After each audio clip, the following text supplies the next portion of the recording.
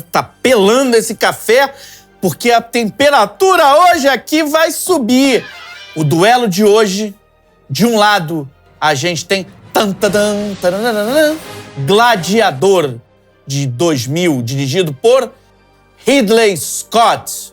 E do outro,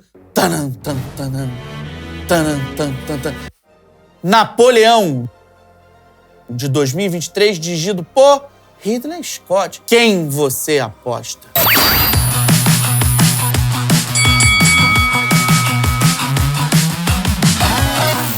Ridley Scott é um cineasta que se destoa de uma maneira muito peculiar da leva de realizadores autorais surgidos na Inglaterra entre os anos 60 e 70, principalmente pelo fato de ele fazer da publicidade o seu principal veio de expressão e de enriquecimento, embora ele tenha ganho milhões com as bilheterias de seus filmes, ao mesmo tempo que emplacou fracassos daqueles fragorosos, assim, que deixou a indústria bastante alarmada diante de toda a confiança que é depositada nele.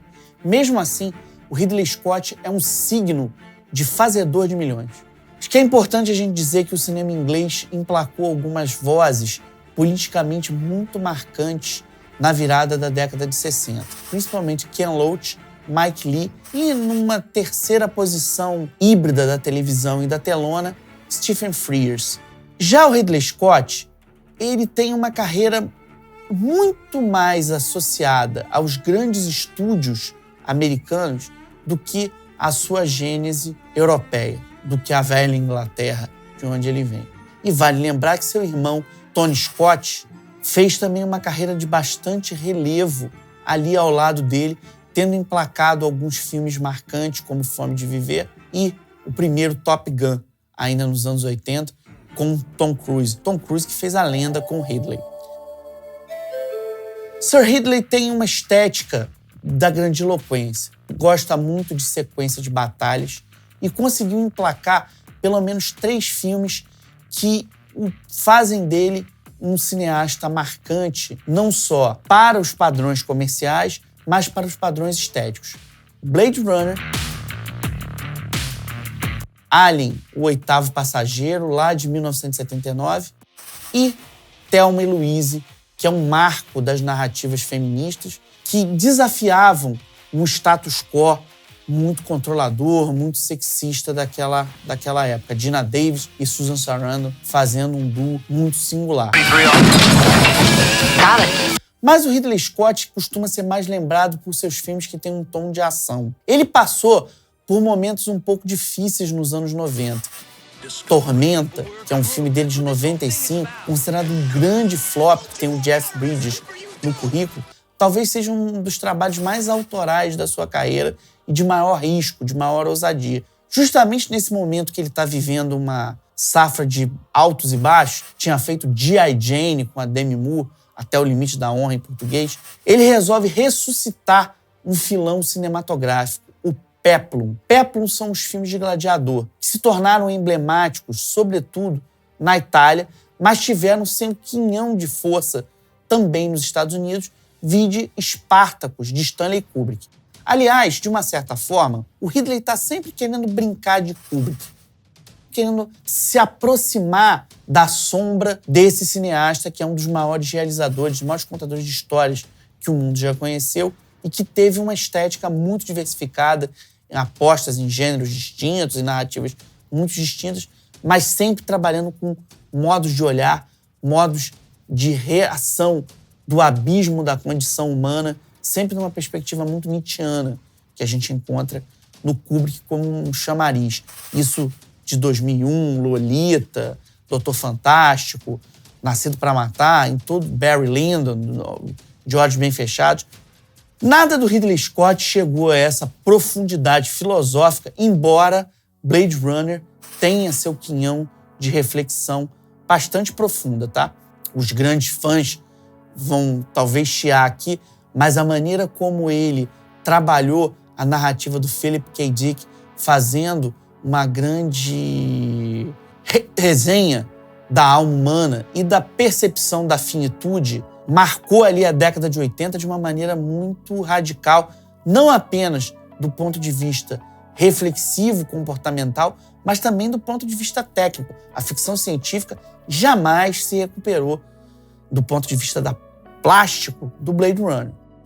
E é justamente essa mesma empenho de deixar uma marca foi o que ele tentou resgatando o Peplum ali com o Gladiador e o que ele tenta posteriormente resgatando o épico histórico com Napoleão. Mas eu acho que chegou a hora da gente conhecer filme a filme. Deixa eu molhar o bico aqui. Gladiador. Ali em 2000, Russell Crowe era um ator que vinha de uma indicação ao Oscar por O Informante e era conhecido como uma grande promessa ali por Los Angeles, Cidade Proibida. E é justamente todo esse apelo que ele tem, ser uma espécie de novo leading actor, é que faz com que o Ridley aposte nele para ser o protagonista da sua reinvenção das histórias do Coliseu. Na época, nos anos 2000, os efeitos visuais do Gladiador foram absolutamente revolucionários. Principalmente numa sequência antológica da luta com um tigre numa arena.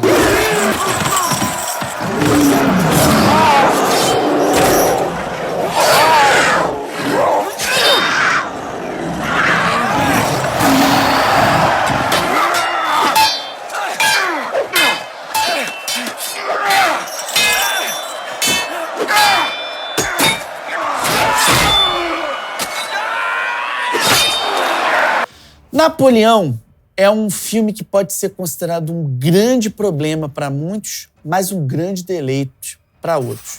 Para começo de conversa, criou uma problemática gigantesca com os franceses, que não entenderam por que colocaram Joaquin Phoenix no papel de um estadista fundamental para a história das guerras e, sobretudo, para a história da França. Mas o Ridley Scott resolveu bater o martelo e trouxe o ator com quem ele trabalhou muito bem no já citado Gladiador. Joaquin Phoenix fazia o vilão lá do Gladiador, enfrentava o Russell Crowe, criou uma figura de um imperador nefasto, assustador. I have only one more life to take. Then it is done. Take it now. E, de uma certa maneira, o que ele tenta no Napoleão é depurar essa representação de uma liderança política. Criar uma figura um pouco com novas camadas, trabalhando numa zona cinzenta, mesclando loucuras, sensos de grandeza, com um estrategismo extremamente preciso e precioso.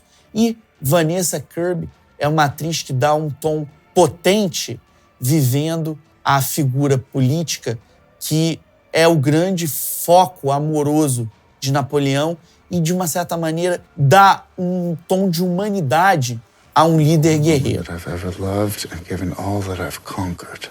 I'm just too tired to wait for you to tell me what I know is coming. Em termos de grana, o Gladiador faturou uma baba.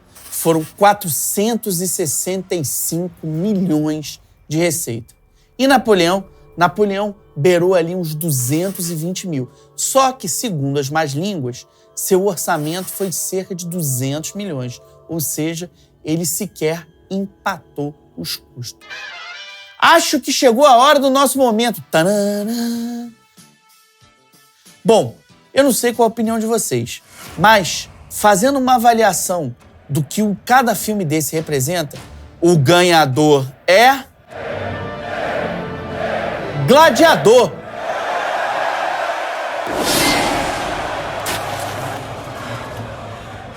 Que vai ter uma sequência lançada no fim desse ano. Tem um Gladiador 2 com Paul Mescal e Denzel Washington e Pedro Pascal. É uma grande promessa aí de bilheteria e de Oscar. Deixa eu dar uma olhada no meu caderninho jantar aqui para ver as nossas dicas. Queria dar uma dica para vocês de streaming da Amazon Prime.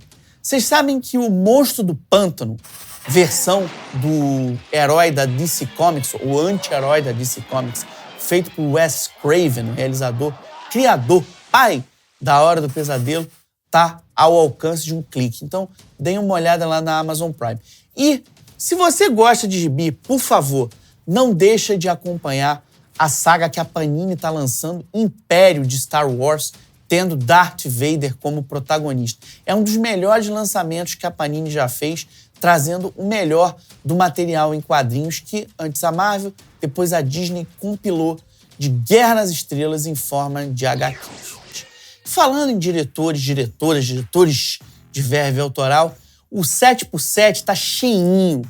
Tem crítica, tem trivia, tem playlist, tem de tudo. É um supermercado de ideias dentro desse mundo incrível e desafiador que é o universo da crítica cinematográfica do Papo Cinéfilo. E conto com vocês. Salve o cinema!